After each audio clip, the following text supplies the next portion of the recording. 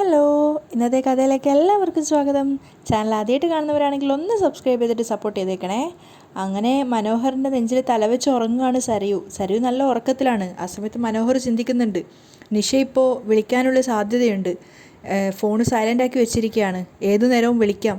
പക്ഷേ അവൾ വിളിക്കുന്നത് വരെ ഉറങ്ങാനും പറ്റില്ല, ഫോൺ എടുക്കാതിരിക്കാനും പറ്റില്ല. അങ്ങനെ പയ്യെ സരയുവിൻ്റെ തല കയ്യിൽ നിന്നും എടുത്ത് മാറ്റുകയാണ്. പക്ഷേ അടുത്ത നിമിഷം തന്നെ സരയു കൈയെടുത്തിട്ട് മനോഹറിനെ കെട്ടിപ്പിടിക്കുകയാണ്. ആ സമയത്ത് മനോഹർ ദേഷ്യത്തോടെ ചിന്തിക്കുന്നുണ്ട്, ഇവളാണെങ്കിൽ ഉറക്കത്തിൽ പോലും കൈയെടുക്കത്തില്ല.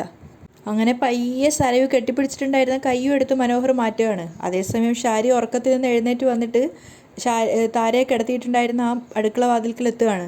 ആ സമയത്ത് താര അവിടെ ബോധമില്ലാണ്ട് തന്നെ കിടക്കുകയാണ്. അപ്പം ഷാരി വിചാരിക്കുന്നുണ്ട്, എത്രയും പെട്ടെന്ന് ഇവളെ എടുത്ത് മാറ്റണം ഇവിടുന്ന്. കാറിൻ്റെ ഡിക്കിയിൽ കൊണ്ടിട്ടിട്ട് എവിടെയെങ്കിലും ഒഴിഞ്ഞ പറമ്പിൽ ആളില്ലാത്തൊരു പറമ്പ് കൊണ്ടുപോയിടാം. പക്ഷേ ഷാരി വിചാരിച്ച പോലെ താരയെ പൊക്കിയെടുക്കുക എന്നുള്ളത് എളുപ്പമായിരുന്നില്ല. അവർ ഒന്ന് രണ്ട് തവണ ശ്രമിച്ചപ്പോഴേക്കും അവർ തളർന്നു പോവുകയാണ്. ആ സമയത്ത് അവർ ചിന്തിക്കുന്നുണ്ട്, എന്തൊരു ഭാര, പക്ഷേ ഇന്ന് തന്നെ മാറ്റിയില്ലെങ്കിൽ ശരിയാവത്തുമില്ല. അപ്പോഴേക്കും മനോഹറിൻ്റെ ഫോണിലേക്ക് നിഷയുടെ കോൾ വരികയാണ്. ഫോൺ വൈബ്രേഷനിലായതുകൊണ്ട് മനോഹർ അറിഞ്ഞിട്ടുണ്ടായിരുന്നു വിളിക്കുന്നത്. പെട്ടെന്ന് തന്നെ ഫോൺ എടുത്ത് നോക്കി. അതിനുശേഷം മെല്ലെ സരയു അറിയാതെ, അവളെ അറിയിക്കാതെ മെല്ലെ ബെഡിൽ നിന്ന് എഴുന്നേൽക്കുകയാണ്. എന്നിട്ട് വീണ്ടും വീണ്ടും നോക്കുന്നുണ്ട് അവൾ ഞെട്ടുന്നുണ്ടോ എന്ന് അറിയാൻ വേണ്ടിയിട്ട്. അപ്പോൾ അവൾ ഉറക്കം ഞെട്ടുന്നില്ല എന്ന് മനസ്സിലായപ്പോൾ പിന്നെ വാതിൽ തുറന്നിട്ട് പുറത്തേക്ക് ഇറങ്ങുകയാണ്. അങ്ങനെ മെല്ലെ മുകളിലേക്ക് നോക്കി സ്റ്റെപ്പ് ഇറങ്ങി താഴെ വരുമ്പോഴാണ് മനോഹർ ഒരിക്കലും പ്രതീക്ഷിക്കാത്തൊരു കാഴ്ച കാണുന്നത്. താരയെ വലിച്ചുകൊണ്ട് ഷാരി അങ്ങോട്ടേക്ക് ഹാളിലേക്ക് വരികയാണ്. ആ സമയത്ത് ഒട്ടും പ്രതീക്ഷിക്കാതെ അവൻ തന്നെ അറിയാതെ പേടിയോടെ വിളിച്ചുപോയി, അമ്മേ. അത് കേട്ടിട്ട് ഷാരി അങ്ങോട്ടേക്ക് നോക്കുകയാണ്. പെട്ടെന്ന് താരെ അവിടെ കിടത്തിയിട്ട് ഷാരി മനോഹറിന് നേരെ കൈകൂപ്പിക്കൊണ്ട് കരഞ്ഞുകൊണ്ട് നിൽക്കുകയാണ്. അപ്പം മനോഹർ പെട്ടെന്ന് തന്നെ താഴേക്ക് ഇറങ്ങി വരും. എന്നിട്ട് വെപ്രാളത്തോടെയും പേടിയോടും ചോദിക്കുന്നുണ്ട്, എന്താ അമ്മേ, എന്താ ഇതൊക്കെ? അപ്പം ഷാരി മനോഹറിന് നേരെ കൈകൂപ്പിക്കൊണ്ട് യാചിക്കുകയാണ്, മോനെ സഹായിക്കണം മോനെ. മനോഹർ അപ്പോഴും ശരിക്കും പറഞ്ഞാൽ ഞെട്ടലിൽ നിന്ന് മോചിതനായിട്ടുണ്ടായിരുന്നില്ല. അവൻ ചോദിക്കുന്നുണ്ട്, എന്താ അമ്മേ പറ്റിയത്? അപ്പം ഷാരി ആ സംഭവങ്ങൾ ഓർത്തെടുക്കുകയാണ്. അങ്ങനെ താര സരയുവിനുള്ള ഓണക്കോടിയായിട്ട് വന്നതും അവർ തമ്മിലുണ്ടായ വാക്ക് തർക്കവും അതിനിടയിൽ താരയെ പിടിച്ച് തള്ളിയപ്പോൾ അവർ ചെന്ന് സ്റ്റെയർ കേസിൻ്റെ ആ രൂപത്തിനോട് തലയിടിച്ച് ബോധം കെട്ടി വീണതും ഒക്കെ ഷാരി ഓർത്തെടുത്തിട്ട് മനോഹറിനോട് പറഞ്ഞു കൊടുക്കുകയാണ്. ഒക്കെ കേട്ട് ശരിക്കും പറഞ്ഞാൽ മനോഹർ തന്നെ അന്താളിച്ച് നിൽക്കുകയാണ്. ആ സമയത്ത് കരഞ്ഞുകൊണ്ട് ഷാരി പറയുന്നുണ്ട്, കൊല്ലാൻ വേണ്ടി ചെയ്തതല്ല ഞാൻ, പക്ഷേ തലക്കടിച്ച് വീണ ശേഷം പിന്നെ ചലനമില്ലാതെ കിടക്കുകയായിരുന്നു. ആള് പോയി മോനെ. അവർ പൊട്ടി കരയുകയാണ്. താര മരിച്ചു എന്നുകൂടി അറിഞ്ഞതോടെ മനോഹർ ശരിക്കും ഞെട്ടിപ്പോയിട്ടുണ്ടായിരുന്നു. അവർ വേഗം തന്നെ അവിടെ മുട്ടുകുത്തിയിരുന്നിട്ട് താരയുടെ കൈ പൾസ് നോക്കുകയാണ്. ആ സമയത്ത് മനോഹറിന് സത്യം മനസ്സിലാവുകയാണ്, താര മരിച്ചിട്ടില്ല എന്നുള്ളത്. അവൻ മനസ്സിൽ ചിന്തിക്കുന്നുണ്ട്, ഇവർ മരിച്ചിട്ടില്ലല്ലോ, പക്ഷേ തൽക്കാലം അത് പറയണ്ട. അതിനുശേഷം മനോഹർ എഴുന്നേറ്റിട്ട് പറയാണ്, ശരിയാ, പൾസ് കിട്ടുന്നില്ല. അതൊന്നുകൂടെ മനോഹർ പറയുന്ന കേട്ടപ്പോൾ ഷാരി ഒന്നുകൂടെ ഞെട്ടി നിൽക്കുകയാണ്. എന്നിട്ട് കരഞ്ഞുകൊണ്ട് പറയുന്നുണ്ട്, ഞാൻ ആ ഗ്രൗണ്ടിലോ മറ്റോ കൊണ്ടിടാൻ പോവുമായിരുന്നു. അമ്മ തനിച്ചോ? മനോഹർ ചോദിക്കുകയാണ്. അല്ലാതെ എന്ത് ചെയ്യും മോനെ, അവർ കരഞ്ഞുകൊണ്ട് പറയുന്നുണ്ട്. ആ സമയത്ത് മനോഹറിൻ്റെ ഉള്ളിൽ ഒരു കുതന്ത്രം വിരിയാണ്. ഇത്തിരി പൈസ ഒപ്പിക്കാൻ പറ്റിയ ഒരു അവസരമാണിത്. എന്നിട്ട് ഷാരിയോട് പറയുന്നുണ്ട്, അമ്മേ, ഞാൻ 1-2 പേരെ അറേഞ്ച് ചെയ്യാം, പക്ഷേ അവർക്കേ റെഡി ക്യാഷ് കൊടുക്കേണ്ടി വരും. നമ്മളിപ്പോൾ കയ്യിൽ കാശ് കൊണ്ട് നടക്കാറില്ലല്ലോ. ഞാൻ കുറച്ച് കാശ് വെച്ചിട്ടുണ്ട്. കരഞ്ഞോണ്ട് ഷാരി പറയാണ്. അപ്പം മനോഹർ പറയുന്നുണ്ട്, കുറച്ചൊന്നും പോരാ, ഒരു 3-4 പേര് കൈകാര്യം ചെയ്യേണ്ട കാര്യമാണ്. ഒരാൾക്ക് ഒരു 50,000 വെച്ച് എന്തായാലും കൊടുക്കേണ്ടി വരും. എന്തായാലും ഒരു 2 ലക്ഷം രൂപയെങ്കിലും കാണേണ്ടി വരും. അപ്പോൾ ഷാരി അത് സമ്മതിക്കുന്നുണ്ട്. തരാം, ഷെൽഫിലുണ്ട്. അവർ കരഞ്ഞുകൊണ്ട് പറയുകയാണ്. അപ്പം മനോഹർ പറയുന്നുണ്ട്, എൻ്റെ കയ്യിൽ പൈസ ഇല്ലാഞ്ഞിട്ടല്ല, പക്ഷേ. അപ്പോഴേക്കും ഷാരി പറയാണ്, അത് സാരമില്ല മോനെ, അതൊന്നും ഒരു കുഴപ്പമില്ല. ഇനി അതിനപ്പുറവും പൈസ വേണമെങ്കിൽ ഞാൻ നാളെ അറേഞ്ച് ചെയ്തു തരാം. എങ്ങനെയെങ്കിലും ഇവളെ എവിടെയെങ്കിലും കൊണ്ടുപോയി കളഞ്ഞാൽ മതി. ഷാരി തൊഴുതുകൊണ്ടാണ് സംസാരിക്കുന്നത്, കരഞ്ഞിട്ട്. ആ സമയത്ത് മനോഹർ മുകളിലേക്ക് നോക്കിയിട്ട് പറയുന്നുണ്ട്, അമ്മയെ സംസാരിക്കാൻ കഴിയാത്തൊരു സ്ത്രീ ആയിരുന്നില്ലേ, അമ്മയ്ക്ക് കുറച്ചുകൂടി മനുഷ്യത്വപരമായിട്ട് കൈകാര്യം ചെയ്താൽ മതിയായിരുന്നു. അത് കേട്ടത് ഷാരി പൊട്ടി കരയാണ്. എന്നിട്ട് മനോഹറിനോട് പറയുന്നുണ്ട്, എൻ്റെ സ്വന്തം മോളാ സരയു, അത് ഇവളുടെ മോളാണെന്ന് പറഞ്ഞാൽ എനിക്കത് സഹിക്കാൻ പറ്റുമോ മോനെ? അവർ പൊട്ടി കരയാണ്. അപ്പം മനോഹറിന് സത്യങ്ങളൊക്കെ അറിയാവുന്നതുകൊണ്ട് മനോഹർ കൂടുതലായിട്ടൊന്നും സംസാരിക്കുന്നില്ല. ആ ദേഷ്യത്തിനാ ഓണക്കോടിയായിട്ട് വന്ന ഇവളെ ഞാൻ തള്ളിയത്. അത് മരിക്കണമെന്ന് കരുതി ചെയ്തതായിരുന്നില്ല. ഷാരി സങ്കടം കൊണ്ട് കരയാണ്. അപ്പം മനോഹർ പറയുന്നുണ്ട്, എങ്കിൽ പിന്നെ പെട്ടെന്ന് ചെല്ല്, ഇവിടെ തലയ്ക്ക് വെളിവില്ലാത്ത ഒരാളുണ്ട്, ഇതറിഞ്ഞാൽ അയാൾ എല്ലായിടത്തും പാടി നടക്കും. എന്ന് മാത്രമല്ല, സരയു ഇത് അറിയാനും പാടില്ല. അത് കേട്ടത് ഷാരിയും തലയാട്ടിക്കൊണ്ട് പറയുന്നുണ്ട്, സരയുവിനോട് മോനിത് പറയില്ലല്ലോ. അമ്മ പറയാതിരുന്നാൽ മതി, ഞാൻ പറയില്ല. മനോഹർ വാക്ക് കൊടുക്കുകയാണ്. അപ്പം ഷാരി പെട്ടെന്ന് തന്നെ മുകളിലേക്ക് പോവാണ്. ശരി, ഞാൻ എടുത്തിട്ട് വരാം മോനെ. ഷാരി പണം എടുക്കാൻ വേണ്ടി അകത്തേക്ക് പോയ സമയത്ത് മനോഹർ വീണ്ടും ഇരുന്നിട്ട് താരയുടെ പൾസ് നോക്കുകയാണ്. ആ സമയത്ത് അവൻ ചിന്തിക്കുന്നുണ്ട്, മരിച്ചിട്ടില്ല, ശരിക്കും ഇവരാണ് എൻ്റെ അമ്മായിയമ്മ, മുകളിൽ കിടക്കുന്നവളുടെ അമ്മ. അമ്മായിയമ്മേ. മനോഹറിനെ സംബന്ധിച്ചിടത്തോളം ശരിക്കും ഇതൊരു ലോട്ടറി ആയിരുന്നു. ഷാരി മുകളിലേക്ക് എത്തിയിട്ട് പണം എടുക്കാൻ വേണ്ടിയിട്ട് റൂമിൽ വന്ന സമയത്ത് രാഹുൽ നല്ല ഉറക്കത്തിലാണ്. അങ്ങനെ അയാൾ അറിയാതിരിക്കാൻ വേണ്ടി ശബ്ദമൊന്നും ഉണ്ടാക്കാതെ അകത്ത് ഷെൽഫ് പോയി ബാഗ് എടുത്ത് അതിൽ നിന്നും പണം എടുക്കുകയാണ്. പണവുമായി തിരിച്ചിറങ്ങിയ സമയത്ത് രാഹുൽ ഉറങ്ങുന്ന കണ്ടപ്പോൾ ഷാരി ചിന്തിക്കുന്നുണ്ട്, താൻ ഒറ്റയൊരുത്തനാണ് ഇതിനെല്ലാം കാരണക്കാരൻ. എന്നിട്ട് ഒന്നും അറിയാത്തതുപോലെ കിടന്ന് ഉറങ്ങുക. സ്വന്തം തെറ്റ് ചന്ദ്രസേനൻ്റെ തലയിൽ കെട്ടിവെച്ചിട്ട് നാണം കെട്ടവൻ. ഞാനല്ല തന്നെ കൊല്ലേണ്ടത്, തൻ്റെ പെങ്ങളാ അങ്ങനെ ചെയ്യേണ്ടത്. രാഹുൽ അറിയാതെ പണവും എടുത്തിട്ട് ഷാരി പുറത്തേക്ക് വരികയാണ്. ആ സമയത്ത് താരയെ തന്നെ സൂക്ഷിച്ചു നോക്കിക്കൊണ്ട് മനോഹർ ചിന്തിക്കുന്നുണ്ട്, ഒരുപാട് പെൺകുട്ടികളുടെ ശാപം തലയ്ക്ക് മുകളിലുണ്ട്. അതുകൊണ്ട് എന്തായാലും പിടിക്കപ്പെടുന്നുള്ള കാര്യം ഉറപ്പാ. പിടിക്കപ്പെട്ടോട്ടെ, ഇവിടെ എന്തായാലും ഇവരും ഇവരുടെ ഭർത്താവും കൂടെ കാണുന്നുള്ള കാര്യം ഉറപ്പാ. അപ്പോഴേക്കും ഷാരി പണവുമായിട്ട് വരികയാണ്. മനോഹറിനെ ഏൽപ്പിച്ചിട്ട് അവർ പറയുന്നുണ്ട്, മോനെ ഇത് 2 ലക്ഷം രൂപയുണ്ട്, ഞാൻ എന്തെങ്കിലും അത്യാവശ്യം വന്നാൽ എടുക്കാൻ വേണ്ടി കരുതി വെച്ചതായിരുന്നു. അപ്പോൾ പെട്ടെന്ന് തന്നെ മനോഹർ പറയാണ്, സാരമില്ല അമ്മേ, ഞാനേ ഇത് എത്രയും പെട്ടെന്ന് അമ്മയുടെ അക്കൗണ്ടിലേക്ക് തിരിച്ചിട്ട് തരാം. അപ്പോൾ ഷാരി പറയുന്നുണ്ട്, അയ്യോ വേണ്ട മോനെ, ഒരിക്കലും വേണ്ട, മോനെ കൊണ്ട് ഒരിക്കലും ചെയ്യിക്കാൻ പാടില്ലാത്ത കാര്യമാണ് ഞാൻ ചെയ്യിക്കുന്നത്. അപ്പം മനോഹർ പറയാണ്, ഞാൻ പറഞ്ഞല്ലോ അമ്മേ, സരയുനെ ഞാൻ കല്യാണം കഴിച്ചതോടെ അവൾക്ക് പ്രിയപ്പെട്ടവരെല്ലാം ദേ ഇവിടെയുണ്ട്, നെഞ്ചു തൊട്ട് കാണിച്ചു കൊടുക്കുകയാണ്. അതുകൊണ്ട് തന്നെ നിങ്ങൾക്കൊരു വേദനയുണ്ടാവുമ്പോൾ ഞാൻ കൂടെ നിൽക്കും. അത് കേട്ട് ഷാരി സങ്കടത്തോടെ കരയാണ്. ഞാൻ നേരത്തെ തന്നെ ചോദിച്ചല്ലോ, അമ്മയ്ക്ക് എന്തോ ഒരു സങ്കടമുണ്ട്, അത് അപ്പം തന്നെ എന്നോട് പറയാനും പറഞ്ഞതാ, എന്നിട്ട് പറഞ്ഞതുമില്ല. അങ്ങനെയായിരുന്നെങ്കിൽ എപ്പോഴേ ഇവരെ കൊണ്ട് കളയായിരുന്നു. അപ്പോൾ ഷാരി പറയുന്നുണ്ട്, പകലിവിടെ ആളില്ലേ മോനെ? ആ അതും ശരിയാ, മനോഹർ ഓർത്തെടുത്ത് പറയാണ്. ഇവളെ എവിടെ കൊണ്ടുപോയി കളയും മോനെ? ആ ഗ്രൗണ്ടിൽ കൊണ്ടുപോയി കളഞ്ഞാൽ മതി. അപ്പം മനോഹർ പറയുന്നുണ്ട്, അയ്യോ അത് പറ്റില്ല അമ്മേ, ദൂരെ എവിടെയെങ്കിലും കൊണ്ടുപോയി കളയണം. പോലീസ് ചെക്കിംഗ് ഉണ്ടെങ്കിലും കുഴപ്പാ. ഒരു കാര്യം ചെയ്, അമ്മ പിടിക്ക്.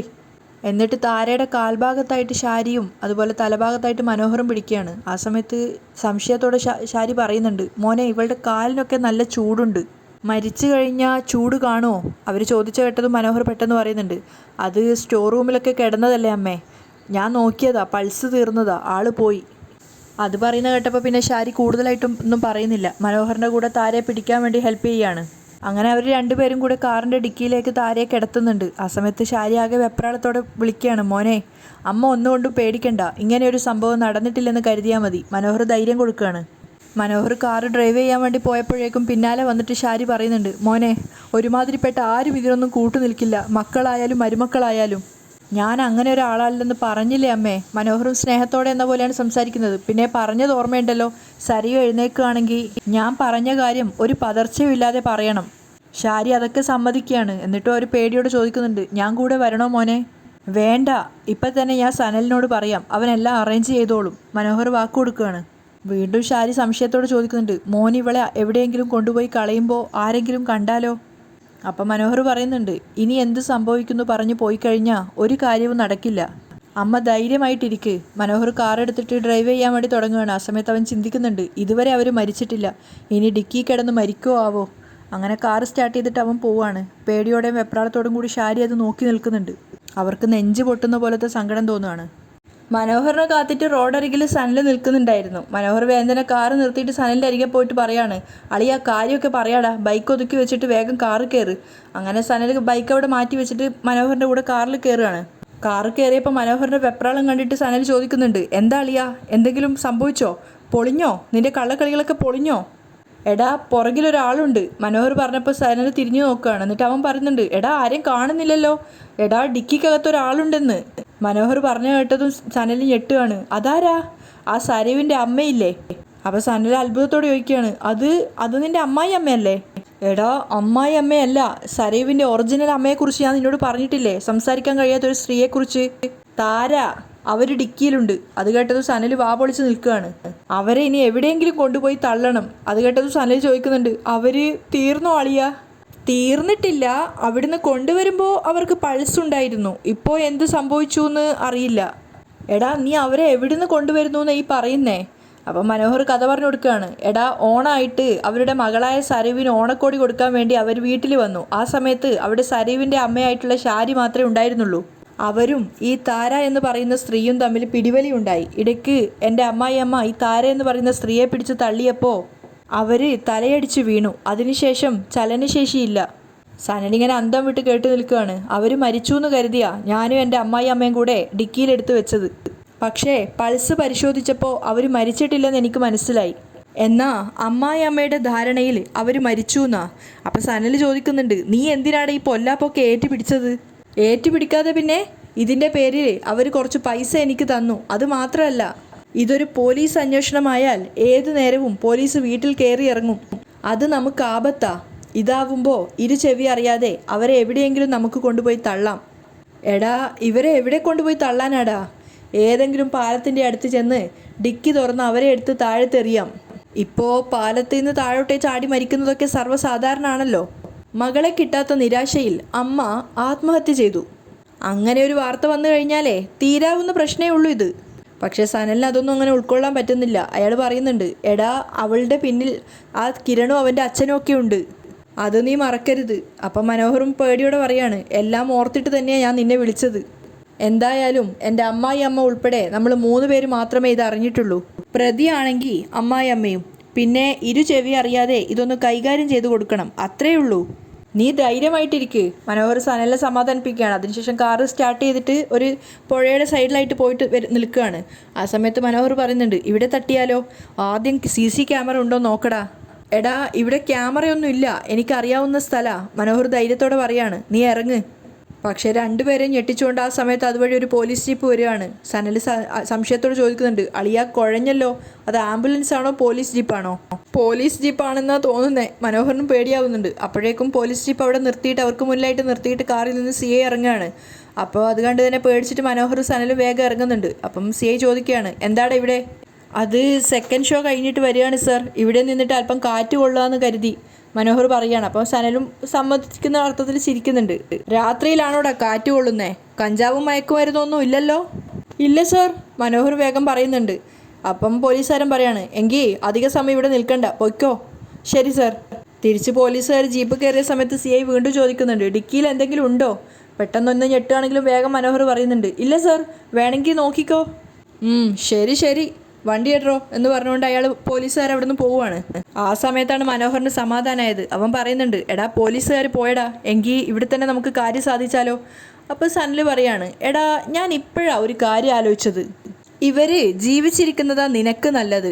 എടാ, സരീവിൻ്റെ അമ്മയല്ലേ, ഒരു തുറുപ്പു ചീട്ട് ജീവനോടെ ഉള്ളത് നല്ലതല്ലേ? അപ്പം മനോഹറിന് അതൊരു നല്ല ഐഡിയ ആയിട്ട് തോന്നുകയാണ്. ഇവരെ ഹോസ്പിറ്റലിൽ കൊണ്ടുപോകണോ? അപ്പോൾ സനൽ പറയുന്നുണ്ട്, അത് വേണ്ട, ആൾക്കാർ കാണുന്ന ഏതെങ്കിലും ഒരു ഏരിയയിൽ കൊണ്ടുപോയി ചാരാം, അതാ നല്ലത്. എന്നാൽ പിന്നെ കയറ്, സനലിനോട് പറഞ്ഞിട്ട് മനോഹറും വണ്ടി സ്റ്റാർട്ട് ചെയ്യുകയാണ്. അതേസമയം പുറത്ത് വണ്ടി വരുന്ന ശബ്ദം കേട്ടിട്ടാണ് ഷാരി വാതിൽ തുറക്കുന്നത്. പക്ഷേ ഷാരിയെ ഞെട്ടിച്ചുകൊണ്ട് പുറത്ത് വന്നു നിന്നത് പോലീസുകാരായിരുന്നു. അതായത് മനോഹറിനോട് സംസാരിച്ചിട്ട് പോയിട്ടുണ്ടായിരുന്ന ആ CIയും കൂട്ടരുമാണ് ഷാരിയുടെ വീട്ടിലെത്തിയിട്ടുണ്ടായിരുന്നത്. ആ സമയത്ത് ഷാരി ഇങ്ങനെ പിറുപിറുക്കുകയാണ്, അയ്യോ പോലീസ് ജീപ്പാണല്ലോ, എന്തിനാണാവോ വന്നിരിക്കുന്നത്? പിടിക്കപ്പെട്ടു എന്ന് തോന്നുന്നു. അവരാകെ വെപ്രാളത്തോടു കൂടി ചിന്തിക്കുമ്പോഴേക്കും CI അകത്തേക്ക് നടന്നു വരുന്നുണ്ട്. അവിടെയാണ് ഇന്നത്തെ എപ്പിസോഡ് അവസാനിക്കുന്നത്.